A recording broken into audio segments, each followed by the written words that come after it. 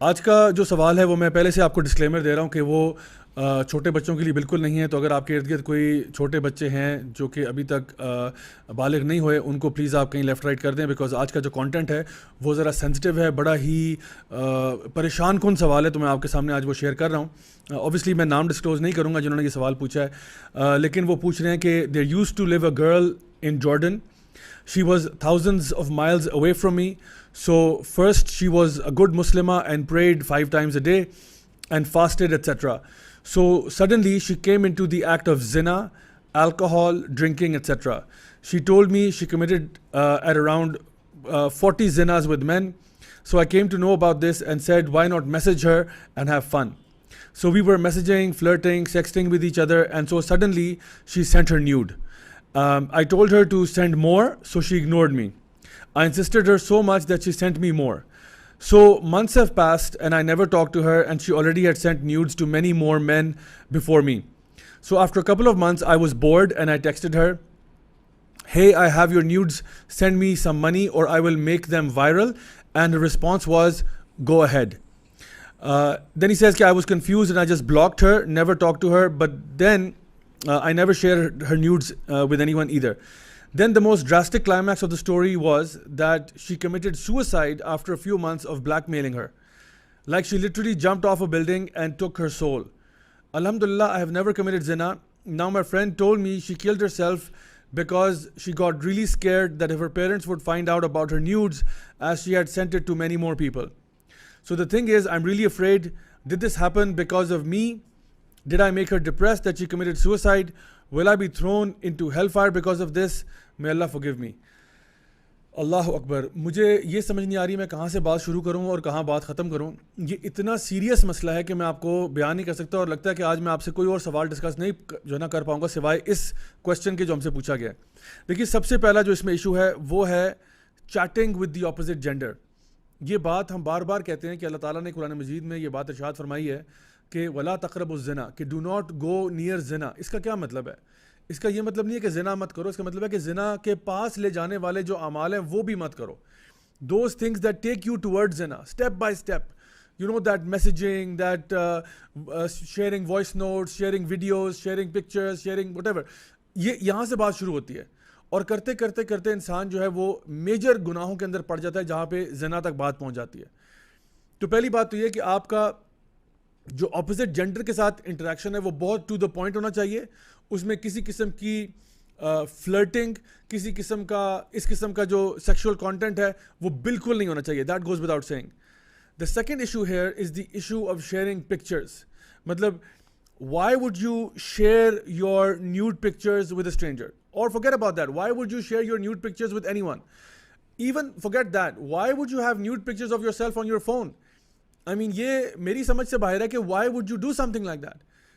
جب کہ آپ کو پتا ہے کہ ایک دفعہ جب پکچر آپ کے فون سے یا آپ کے کمپیوٹر سے نکل گئی ہے نا, اب آپ کا اس پکچر پہ کوئی اختیار نہیں ہے.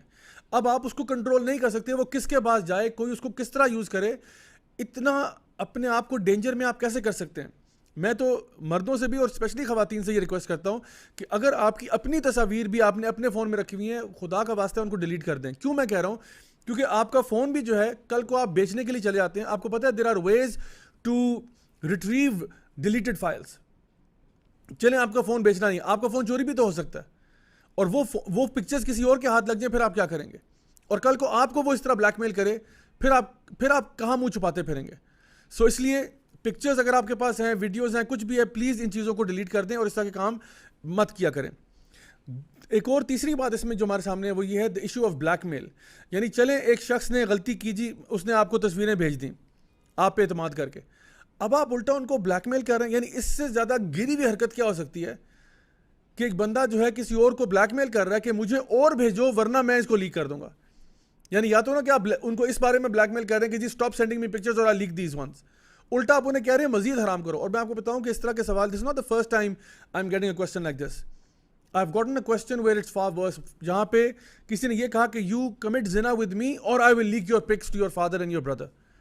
میرے ساتھ حرام ریلیشن شپ کرو آپ, کیونکہ پہلے تو وہ صرف آن لائن چل رہا تھا. وہ کہہ رہے نہیں میرے ساتھ حرام کرو and that's all I am gonna give you. Basically there is no marriage, there is no nothing, حرام ریلیشن شپ کرو ورنہ تمہاری پکچرز لیک ہو رہی ہیں. تو اپنے آپ کو اس مصیبت میں ڈالنے کا فائدہ. سو اس لیے بلیک میلر جو بندہ بلیک میلنگ کر رہا ہے, میں سمجھتا ہوں اس سے زیادہ گری ہوئی حرکت کوئی ہو نہیں سکتی. اینڈ فورتھلی وہ بات جو کہ خودکشی تک ایک انسان کو پہنچا دیتی ہے. دیکھیں یہاں پہ انہوں نے سوال کیا تھا کہ کیا میری حرکتوں کی وجہ سے انہوں نے خودکشی کی ہے. میں یہ تو نہیں کہہ سکتا کہ ہاں صرف آپ کی حرکت کی وجہ سے کیا, لیکن ڈیفینیٹلی یہ کہہ سکتا ہوں کہ آپ کی حرکت جو ہے اس نے ایک رول پلے کیا ہے. دیکھیے ایک انسان خودکشی جو ہے نا, وہ اس طرح نہیں ہوتا کہ وہ صبح اٹھتا ہے ایک دن اور کہتا ہے کہ آج مجھے اپنے آپ کو قتل کر لینا چاہیے. یہ جو خودکشی کا پروسیس ہے, it takes time. You know people they go through, it's called the waterfall effect. یعنی جس طرح ایک آبشار ہوتی ہے نا, ایک پانی کہیں سے بہہ رہا ہوتا ہے اور پھر وہ گر جاتا ہے, تو وہ آہستہ آہستہ آہستہ ٹریول کرتا ہے انٹل فائنلی اٹ فالز. جس طرح وہ ایک فیمس ایکسپریشن انگلش کا کہ the straw that broke the camel's back. یعنی ایک اونٹ ہے, اس کے اوپر آپ سامان لاتے جا رہے ہیں انٹل فائنلی اتنا سامان اس پہ آپ نے لوڈ کر دیا ہے کہ اس کے بعد جب آپ نے ایک تنکا اس پہ رکھا تو بیچارے اونٹ کی کمر ٹوٹ گئی. تو کمر اس کی اس تنکے سے نہیں ٹوٹی, بلکہ وہ جو over the period of time جو اس کے اوپر سامان لادا جا رہا تھا وہ کانسٹنٹلی اس کو برڈن کر رہا تھا. جو لوگ خودکشی کرتے ہیں وہ اس لیے نہیں کرتے کہ ایک واقعہ ہو گیا, ان کے ساتھ بہت سارے واقعات یکے بعد دیگرے ہوتے چلے جا رہے ہوتے ہیں, اور فائنلی کوئی ایک ایسا پوائنٹ آیا جہاں پہ انہوں نے کہا بس اب میری اندر کیپیسٹی نہیں ہے, اور وہ خودکشی کر لیتے ہیں. تو ڈیفینیٹلی کسی شخص کا بلیک میل کرنا یہ بہت بڑا برڈن ہے جو بندہ اپنے کندھوں پہ لے کے پھر رہا ہے کہ I am being black mailed, کسی دن بھی میری پکچرز جو ہیں وہ لیک ہو سکتی ہیں. تو سوسائڈ تو بالکل ایک حرام چیز ہے, ہمیں کبھی بھی کسی بھی سچویشن میں نہیں کرنی چاہیے.